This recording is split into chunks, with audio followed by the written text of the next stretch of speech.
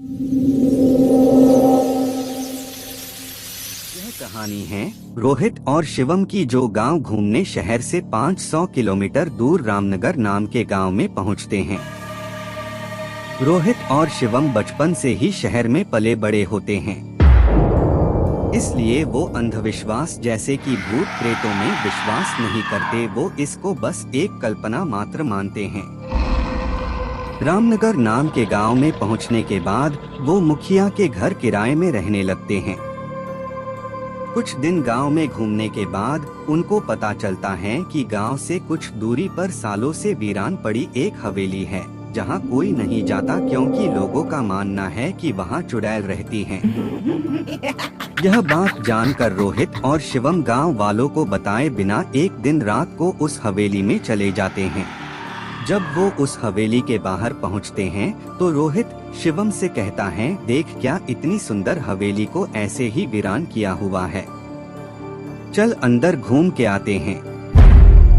अब दोनों हवेली के अंदर चले जाते हैं, जहां वो देखते हैं कि हवेली अंदर से बहुत साफ है। यह देख वो चौंक जाते हैं और आपस में कहते हैं, यह कैसे पॉसिबल है, सालों से बंद पड़ी हवेली कैसे इतनी साफ हो सकती है। तभी हवेली के एक कमरे से एक लड़की की रोने की आवाज आती है और वो दोनों उस कमरे में चले जाते हैं। वो देखते हैं कि एक जवान लड़की कमरे के कोने में बैठी रो रही है। वो दोनों उससे कहते हैं, तुम कौन हो और यहाँ कैसे? तो वो लड़की कहती है, मुझे गांव वालों ने सालों से यहाँ बंद करा है। रोहित और शिवम कहते हैं, पर क्यों? तभी वो लड़की रोते रोते हंसने लगती है।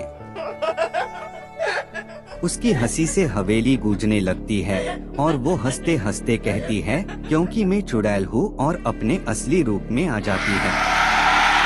लंबे बाल, लंबे दांत और नाखून, सफेद कपड़े। यह देख रोहित और शिवम डर जाते हैं और हनुमान चालीसा याद करने की कोशिश करते हैं, पर उनको हनुमान चालीसा कैसे याद हो, क्योंकि उन्होंने कभी हनुमान चालीसा ना ही पढ़े थे और ना ही सुने थे।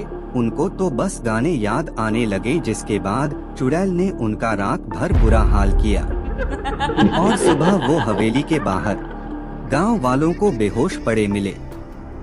हमें ये कहानी से ये सीख मिलती है कि हम कहीं बाहर जाते हैं तो हमें अपने से बड़े लोगों से या फिर परिवार वालों से पूछकर जाना चाहिए, जिससे कि हम सही गलत का पहचान कर सकें।